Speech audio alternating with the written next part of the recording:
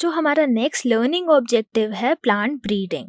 तो plant breeding पढ़ने से पहले कुछ चीज़ें आपको रिकॉल करवानी होंगी और उसके लिए हम यहाँ पर एक रिकॉल टेस्ट करेंगे। तो क्या आप रेडी हैं एक रिकॉल टेस्ट के लिए? तो क्वेश्चंस रिकॉल टेस्ट के हैं। सबसे पहला, agricultural practice of breeding and raising the livestock is called as a plant breeding, b animal husbandry, c beekeeping and d fisheries. ऐसी एग्रीकल्चरल प्रैक्टिस जिसमें हम लाइफ स्टॉक को breed और raise कर रहे हैं, उसका आंसर आपको बताना है। क्वेश्चन नंबर 2 है, management of animals for milk and its products for humans is called as a dairying, b milk farming, c poultry, d apiary. तो ऐसा मैनेजमेंट एनिमल्स का जिससे हमें मिल्क और उसके प्रोडक्ट्स मिल पा रहे हैं, उसे हम क्या बुलाते हैं? क्वेश्चन नंबर 3 है, class of domesticated fowl used for eggs and meat is called as a birds, b poultry, c beekeeping, d none of these. ऐसी क्लास डोमेस्टिकेटेड फाउल की जिसे हम यूज़ कर रहे हैं एग और मीट के लिए, उसे हम क्या बुलाते हैं? यहाँ पर हम वीडियो को 3 मिनट के लिए पॉज करेंगे ताकि आप आसानी से इन क्वेश्चंस के आंसर लिख सकें।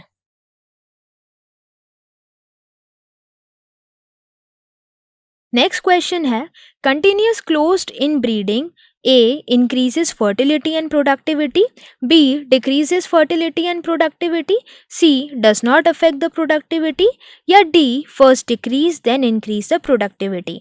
तो कंटिन्यूस क्लोज इन ब्रीडिंग से क्या इफेक्ट हो रहा है वो आपको बताना है। और लास्ट क्वेश्चन है, mule is an example of a outcrossing, b outbreeding, c inbreeding, या डी इंटरस्पेसिफिक हाइब्रिडाइजेशन। यहाँ पर भी हम वीडियो को 2 मिनट के लिए पॉज करेंगे ताकि आप इन दोनों क्वेश्चंस के आंसर लिख सकें। और रिकॉल टेस्ट के आंसर्स हैं solution 1 B, solution 2 A, solution 3 B, solution 4 B, solution 5 D. यहाँ पर हम वीडियो को 2 मिनट के लिए पॉज करेंगे ताकि आप अपने सॉल्यूशंस मैच कर सकें। तो बच्चों चलते हैं और अब हम पढ़ते हैं हमारे दूसरे लर्निंग ऑब्जेक्टिव के बारे में, that is plant breeding. Plant breeding पढ़ने से पहले हमने एक प्रॉब्लम ज़रूर देखी थी। वो प्रॉब्लम ये थी कि हमें हर बार एक नई स्ट्रैटेजी, एक नई टेक्निक क्यों चाहिए थी, और इसका आंसर हमें ये मिला था कि जो हमारी पॉपुलेशन है वो बहुत फुल रेट से, बहुत फुल स्पीड से ग्रो करती जा रही है। जहाँ हमारी पॉपुलेशन पहले से 1 बिलियन थी, वो बढ़कर सीधा 7.4 बिलियन हो गई है। तो जैसे जैसे हमारी पॉपुलेशन बढ़ती जा रही थी इतनी फास्ट रेट से, तो इसी फास्ट रेट को हमें खाना भी प्रोवाइड करना होगा, और वो भी एक बहुत अच्छी क्वालिटी और क्वांटिटी में। तो हमने देखा था कि हमें कुछ ऐसी स्ट्रैटेजीज़ की बहुत ज़्यादा ज़रूरत थी जो कि हमारी इस ग्रोइंग पॉपुलेशन को इसी फास्ट रेट से गुड क्वालिटी और good quantity of food provide कर सके। और इसीलिए हमने बात की थी एक increase in the food demand. जो हमारे खाने की डिमांड है वो इंक्रीज़ हमें दिख रहा था, और इसके लिए जो हम ट्रेडिशनल फार्मिंग पहले से करते आ रहे थे, उसके साथ साथ जो हम मैनेजमेंट प्रैक्टिसेस भी फॉलो करते आ रहे थे, वो हमें बहुत कम प्रोडक्टिविटी दे रहे थे। इन ट्रेडिशनल फार्मिंग और मैनेजमेंट प्रैक्टिसेस से जो हमारी ईल्ड थी, जो हमारी प्रोडक्टिविटी थी, वो बहुत ज़्यादा कम थी। तो इसलिए हमें एक नई स्ट्रैटेजी अडॉप्ट करनी थी ताकि हम इस कम ईल्ड को बढ़ाकर ज़्यादा ईल्ड कर सकें और ग्रोइंग पॉपुलेशन को अच्छी क्वालिटी में खाना प्रोवाइड कर सकें। और इसके लिए हमने एक नई स्ट्रैटेजी को फॉलो किया जिसे हम बोलते हैं प्लांट ब्रीडिंग। तो हमारे पास एक ऐसी स्ट्रैटेजी आई जिसे हमने बोला plant breeding. Plant breeding ultimately एक रेवोल्यूशन लेके आई जिसे हमने बोला ग्रीन रेवोल्यूशन, और इसी ग्रीन रेवोल्यूशन की मदद से एक ड्रास्टिक इंक्रीज हुआ हमारी ईल्ड में, हमारी प्रोडक्टिविटी में, जो कि हमारी ग्रोइंग पॉपुलेशन को उतनी ही फास्ट स्पीड से फूड अच्छी क्वालिटी और अच्छी क्वांटिटी में पहुंचा पा रहा था। तो अब हम बात करेंगे इस टॉपिक के फर्स्ट सब टॉपिक के बारे में, व्हाट इज़ प्लांट ब्रीडिंग। हम बार बार बोल रहे हैं कि हमने एक स्ट्रैटेजी डेवलप करी जो कि ग्रोइंग पॉपुलेशन को अच्छे से खाना पहुंचा पाएगी, पर एक्चुअल में ये स्ट्रैटेजी है क्या, प्लांट ब्रीडिंग है क्या? तो इसे समझने के लिए हम यहाँ पे एक एग्जाम्पल देखेंगे। प्लांट ब्रीडिंग में हमने बोला, यहाँ पे हमने एक प्लांट लिया जो कि एक डिज़ायर्ड कैरेक्टर अपने पास रख रहा था। वो डिज़ायर्ड कैरेक्टर है हाई ईल्डिंग। जैसे कि यहाँ पे आप देख पा रहे हैं, हमने एक राइस प्लांट लिया है राइस यानी चावल। तो ये जो चावल का पौधा है, ये जो हमने लिया है, इसके पास एक क्वालिटी है कि ये बहुत ज़्यादा प्रोडक्टिविटी देता है। दूसरी तरफ हमने एक और राइस प्लांट लिया, लेकिन इस बार जो हमने राइस प्लांट लिया वो था हमारा डिजीज़ रेजिस्टेंट, यानी वो जल्दी बीमार नहीं हो पा रहा था, डिजीज़ेस से अफेक्ट नहीं हो पा रहा था। तो ये दोनों डिज़ायर्ड प्लांट्स में जब हमने क्रॉसिंग कराई, तो इस क्रॉसिंग से जो हमें ऑफस्प्रिंग मिला, जो दूसरा नया प्लांट मिला, उसके अंदर ये दोनों कैरेक्टर्स आए। दोनों कैरेक्टर्स यानी वो हाई यील्डिंग तो था ही, उसी के साथ साथ उसके अंदर डिजीज़ रेजिस्टेंट वाली क्वालिटी भी डेवलप हुई। तो प्लांट ब्रीडिंग एक पर्पसफुल मैनिपुलेशन है, एक ऐसा चेंज है हमारे प्लांट्स के अंदर जो हम ब्रीडिंग के थ्रू ला रहे हैं, ताकि जो हमारा ऑफस्प्रिंग आए, जो नई वैरायटी डेवलप हो, उसके अंदर दोनों कैरेक्टर्स हों पेरेंट के। और इस स्ट्रैटेजी की मदद से हम बहुत सारे नए डिज़ायर्ड कैरेक्टर्स डेवलप कर पाए थे, चाहे वो हाई यील्डिंग हो या वो डिजीज़ रेजिस्टेंट क्वालिटी हो। ये जो प्लांट ब्रीडिंग टेक्निक है, ये बहुत सालों से चली आ रही है, और इसके लिए हम एक बात करते हैं कन्वेंशनल प्लांट ब्रीडिंग की। तो प्लांट ब्रीडिंग का ही एक टाइप होता है जिसे हम बोल conventional plant breeding. Conventional plant breeding की अगर बात की जाए तो 9000 टू 11,000 ईयर्स अगो, यानी 9000 से 11,000 साल पहले भी एक प्लांट ब्रीडिंग टेक्निक फॉलो की जा रही थी, जो कि ग्रोइंग पॉपुलेशन को खाना आसानी से पहुंचा पा रही थी।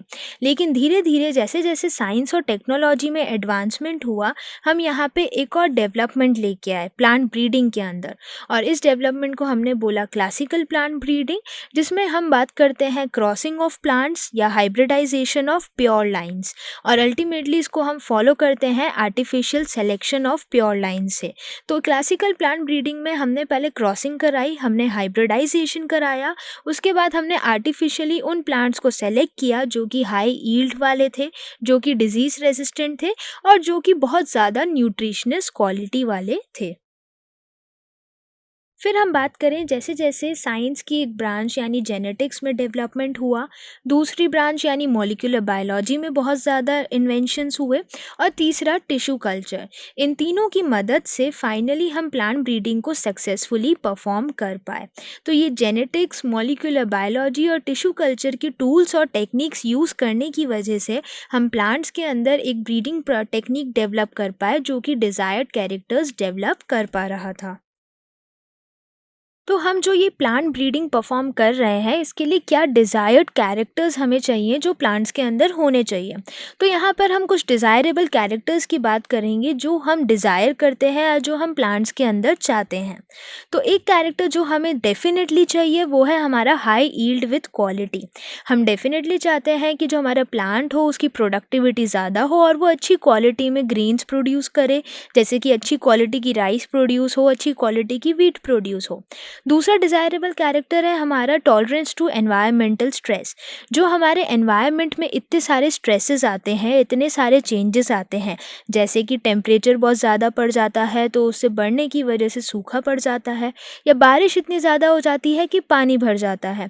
तो हमारा जो प्लांट है वो इन सभी एनवायरनमेंट के चेंजेस से टॉलरेंट होना चाहिए, रेजिस्टेंट होना चाहिए, ताकि वो अच्छे से इन चेंजेस में भी ग्रो कर सके और अच्छी क्वालिटी के ग्रेन्स प्रोड्यूस कर सके। थर्ड कैरेक्टर जो हम चाह रहे हैं वो हम चाह रहे हैं resistance to pathogens and tolerance to insect pest. जो हमारे प्लांट है वो रेजिस्टेंट हो पैथोजन से। पैथोजन यानी डिजीज कॉजिंग माइक्रो ऑर्गेनिज्म जो हमारे प्लांट्स में डिजीज कॉज करते हैं। इसी के साथ साथ वो रेजिस्टेंट और टॉलरेंट हो बहुत सारे ऐसे इंसेक्ट्स से, बहुत सारे ऐसे कीड़ों से जो कि हमारे प्लांट की पत्तियों को खा जाते हैं या उसके ग्रेन्स को खा जाते हैं। तो ये सारे डिज़ायरेबल कैरेक्टर्स हैं जो कि हम चाहते हैं एक प्लांट के अंदर हो, ताकि हम प्लांट ब्रीडिंग के थ्रू उसे और अच्छे से डेवलप कर सकें। तो अगर हम बात करें इस प्लांट ब्रीडिंग टेक्निक की, तो ये प्लांट ब्रीडिंग टेक्निक बहुत ज़्यादा सिस्टमिक मेथड में और बहुत ज़्यादा सिस्टमिक वे में गवर्नमेंट ऑर्गेनाइजेशंस में भी कराई जाती है, और इसी के साथ साथ जो कमर्शियल ऑर्गेनाइजेशंस हैं, जो प्राइवेट कंपनीज़ हैं, उसमें भी ये बहुत अच्छे तरीके से प्लांट ब्रीडिंग परफॉर्म करी जाती है। तो अब हम बात करें कि आखिरकार स्टेप्स क्या है जो कि प्लांट ब्रीडिंग करने में मदद करते हैं। तो प्लांट ब्रीडिंग स्टेप्स में सबसे पहला हम बात करते हैं collection of variability. Collection of variability से मतलब है कि हमारे पास जो नेचुरली अवेलेबल प्लांट्स हैं या उनके जो सीड्स है या जो इतनी लार्ज वैरायटी हमें मिल रही है, हम उसे कलेक्ट करके रखें। और इस कलेक्शन ऑफ वेरिएबिलिटी को हम बोलते हैं जर्म प्लाज्म कलेक्शन। तो जर्म प्लाज्म कलेक्शन एक ऐसा कलेक्शन है हमारे प्लांट्स का या ऐसा कलेक्शन है हमारे सीड्स का जिसमें हमें बहुत ज़्यादा डाइवर्स अलील्स मिल जाते हैं एक पर्टिकुलर जीन के या बहुत सारे जीन्स के जो कि एक क्रॉप में मिल रहे हैं। और इसी जर्म प्लाज्म कलेक्शन को हम अल्टीमेटली बोलते हैं एक हमारे पास नेचुरल जीन पूल है। एक नेचुरल पूल है जिसमें बहुत सारे जीन्स हैं, उसके बहुत सारे अलील्स हैं जो कि नेचुरली एक वाइल्ड वेराइटी बनाते हैं। और ये नेचुरल जीन पूल अल्टीमेटली हमारी मदद करते हैं प्लांट को ब्रीड करने में या उनको चेंज करके एक नई वैरायटी डेवलप करने में। तो हमारा अब सेकंड स्टेप है evaluation and selection of parents. जो हमारे पास पूरा जर्म प्लाज्म का कलेक्शन है उसमें से हम निकालते हैं कुछ डिज़ायर्ड कैरेक्टर्स के स्पेसिफिक सुपीरियर प्लांट्स। जैसे कि आप देख पा रहे हैं, हमने एक राइस प्लांट सेलेक्ट किया जर्म प्लाज्म से जो कि हाई यील्डिंग वाला है, और दूसरी तरफ हमने एक और प्लांट सेलेक्ट किया जो कि डिजीज रेजिस्टेंट है। और ये अल्टीमेटली सुपीरियर पेरेंट्स को हम सेलेक्ट करते हैं पूरे जर्म प्लाज्म से। इसके अलावा अगर हमें इनकी प्योर लाइन चाहिए होती है तो हम इनमें कराते हैं क्रॉसिंग, जैसे कि हाई यील्डिंग प्लांट्स की आपस में क्रॉसिंग कराई जाती है और प्योर लाइन उसकी डेवलप की जाती है। सिमिलरली जो जर्म प्लाज्म से हमने डिजीज रेजिस्टेंट प्लांट निकाला है उनके बीच में भी हम क्रॉसिंग करा के उनकी प्योर लाइन डेवलप करते हैं। इसके बाद जो हमारा थर्ड पॉइंट आता है वो है क्रॉस हाइब्रिडाइजेशन अमॉन्ग दी सेलेक्टेड पेरेंट्स। तो जो क्रॉस हाइब्रिडाइजेशन होता है सेलेक्टेड पेरेंट्स में, उसमें हम क्या करते हैं, जो प्योर लाइंस हमने डेवलप की है उन प्योर लाइंस को एज ए सुपीरियर पेरेंट्स हम क्रॉस कराते हैं। तो एक प्योर लाइन हमने ली हाई यील्डिंग राइस प्लांट की, दूसरी प्योर लाइन हमने ली डिजीज रेजिस्टेंट राइस प्लांट की, और इन दोनों को as a superior parent select किया जाता है। जब हम इन्हें as a superior parent select करते हैं तो हमें आर्टिफिशियली करवाना होता है पॉलिनेशन। इस पॉलिनेशन में हम ये बात करते हैं कि हम एक प्योर लाइन जो कि हाई यील्डिंग है उस प्लांट्स के एंथर से हम लेते हैं पोलन ग्रेन और वो हम स्प्रे करते हैं दूसरे प्लांट के स्टिग्मा के ऊपर, यानी जो डिजीज़ रेजिस्टेंट वाला है उसके स्टिग्मा के ऊपर। और इसी क्रॉस ब्रीडिंग की मदद से, जो क्रॉस ब्रीडिंग हमने सुपीरियर पेरेंट्स की है, इस क्रॉस ब्रीडिंग की मदद से हम बनाते हैं एक हाइब्रिड प्लांट। एक ऐसा हाइब्रिड प्लांट जो कि क्रॉस पॉलिनेट हुआ है, क्रॉस ब्रीड हुआ है और इसके अंदर दोनों कैरेक्टर्स आए हैं। एक कैरेक्टर प्योर लाइन का जो कि हाई यील्डिंग है और दूसरा कैरेक्टर प्योर लाइन का जो कि डिजीज़ रेजिस्टेंट है, और इन दोनों के कैरेक्टर्स मिलके हमने डेवलप की है एक हाइब्रिड प्लांट वेराइटी। और इसके बाद हम बात करते हैं फोर्थ स्टेप की, जिसमें बोला जाता है selection and testing of superior recombinants. जो हमने यहाँ पे हाइब्रिड वैरायटी बनाई है, जो हमने यहाँ पे सुपीरियर रिकॉम्बिनेंट्स बनाए हैं, अब उनमें से हम उनको सेलेक्ट करेंगे और उनको अल्टीमेटली टेस्ट किया जाता है। तो अभी हमने एक हाइब्रिड वैरायटी बनाई थी जिसके अंदर हाई यील्डिंग प्रॉपर्टी होने के साथ साथ डिजीज रेजिस्टेंट प्रॉपर्टी भी थी। तो ये है हमारा सुपीरियर हाइब्रिड प्लांट। ये सुपीरियर हाइब्रिड प्लांट सेलेक्ट किया जाता है और अल्टीमेटली इसको सेल्फ पॉलिनेट करवाया जाता है। सेल्फ पॉलिनेशन से इसकी बहुत सारी प्योर लाइंस या कॉपीज बनाई जाती हैं जो कि होमोजाइगस होती हैं। फिर जो हमने प्योर लाइन बनाई है सेल्फ पॉलिनेशन से सुपीरियर हाइब्रिड प्लांट की, इस सुपीरियर हाइब्रिड प्लांट को फाइनली रिसर्च फील्ड में ग्रो किया जाता है। रिसर्च फील्ड में अगर ये सक्सेसफुली ग्रो हो जाता है, कल्टीवेट हो जाता है, तो इसे आगे जाके एक फार्मर के फील्ड में ग्रो किया जाता है। और अगर इन दोनों फील्ड्स में ये सक्सेसफुली ग्रो किया जाता है, टेस्ट हो जाता है, तो इसको रिलीज़ किया जाता है और फाइनली कमर्शियल लेवल पे इसे सेल किया जाता है। और फिर फाइनली हम आगे जाके हमारी जो लोकल क्रॉप कल्टीवर है उसे कंपेयर करते हैं हमारी न्यू रिकॉम्बिनेंट हाइब्रिड वैरायटी से। और ये स्टेप हो जाता है हमारा comparison between the local crop cultivar variety and the hybrid variety of the crop plant. तो बच्चों, क्या आपको पता है कि जो हमारा इंडिया है वो एक एग्रीकल्चरल कंट्री है? और यहाँ पे जो एग्रीकल्चर है वो अकाउंट करता है around 33% of India's GDP and employees 62% of population. अगर हम बात करें इंडियाज जीडीपी, तो जीडीपी का मतलब होता है ग्रॉस डोमेस्टिक प्रोडक्ट। ये एक हमारा मेजर होता है एक मार्केट वैल्यू का, जो हमारे फाइनल गुड्स और प्रोडक्ट्स हमें मिल जाते हैं। जैसे हम यहाँ प्लांट्स की अगर बात करें या एग्रीकल्चरल प्रोडक्ट्स की बात करें, तो ये जो फाइनल गुड्स और प्रोडक्ट्स होते हैं, इनकी जो मार्केट वैल्यू होती है वो कैलकुलेट की जाती है जीडीपी से, यानी ग्रॉस डोमेस्टिक प्रोडक्ट से। और ये एम्प्लॉय करता है around 62% of the India's population. तो अब हम बात करें, जैसे जैसे हमारे इंडिया को इंडिपेंडेंस मिला, और सबसे पहला चैलेंज जो हमारे इंडिया ने फेस किया वो था कि इस ग्रोइंग पॉपुलेशन को फूड प्रोवाइड कैसे किया जाए। और इसीलिए अराउंड मिड 1960s में, या 1960s वाला जो साल था, उसी बीच में ये जो प्लांट ब्रीडिंग टेक्निक्स हैं इन्होंने बहुत ज़्यादा डेवलपमेंट किया। इस प्लांट ब्रीडिंग टेक्निक की मदद से जो हमारी ग्रोइंग पॉपुलेशन की डिमांड थी वो अल्टीमेटली फुलफिल हुई, उसी फास्ट स्पीड से जिस फास्ट स्पीड से हमारी पॉपुलेशन ग्रो कर रही थी। और ये किसकी वजह से हुआ? ये हुआ एक रेवोल्यूशन की मदद से, जिसे हमने बोला ग्रीन रेवोल्यूशन। तो जो हमारा इंडिया इंडिपेंडेंस के टाइम पे एक ग्रेन डेफिशिएंट नेशन था, जहाँ पे लोगों के पास खाने के लिए खाना नहीं था, वैसे ही जैसे जैसे इंडिपेंडेंस आया, ग्रीन रेवोल्यूशन डेवलप हुआ प्लांट ब्रीडिंग टेक्निक्स की मदद से, और अल्टीमेटली ग्रेन डेफिशिएंट नेशन से हमारा इंडिया एक फूड सिक्योरिटी कंट्री माना गया, जिसने सिर्फ इंडिया में ही नहीं, इंडिया के बाहर बाकी कंट्रीज़ को भी अच्छी क्वालिटी और अच्छी क्वांटिटी में ग्रेन्स यानी वीट, राइस और बाकी सारे प्लांट्स प्रोडक्ट प्रोवाइड करवाए। और इसी वजह से इंडिया की इंडिपेंडेंस के बाद जो प्लांट ब्रीडिंग टेक्निक्स आई, उन्होंने एक बहुत बढ़िया रेवोल्यूशन डेवलप किया, जिसे हम ग्रीन रेवोल्यूशन के नाम से जानते हैं। अगर हम बात करें इस ग्रीन रेवोल्यूशन की, तो इस ग्रीन रेवोल्यूशन की मदद से सबसे पहले एक वीट की वैरायटी डेवलप करी, जिसे बोला गया semi dwarf variety of wheat.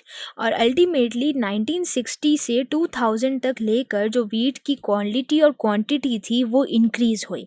अगर हम क्वांटिटी में इंक्रीमेंट की बात करें, तो 1960 में जहां 11 million tons of wheat produce हुआ था, वहीं प्लांट ब्रीडिंग और ग्रीन रेवोल्यूशन की मदद से 2000 में वो 75 मिलियन टन्स हो गया। यानी इतना सडन ड्रामेटिक राइज जो हमें वीट की क्वांटिटी में मिला, ये था सिर्फ और सिर्फ प्लांट ब्रीडिंग और उससे फॉलो करता हुआ ग्रीन रेवोल्यूशन की मदद से।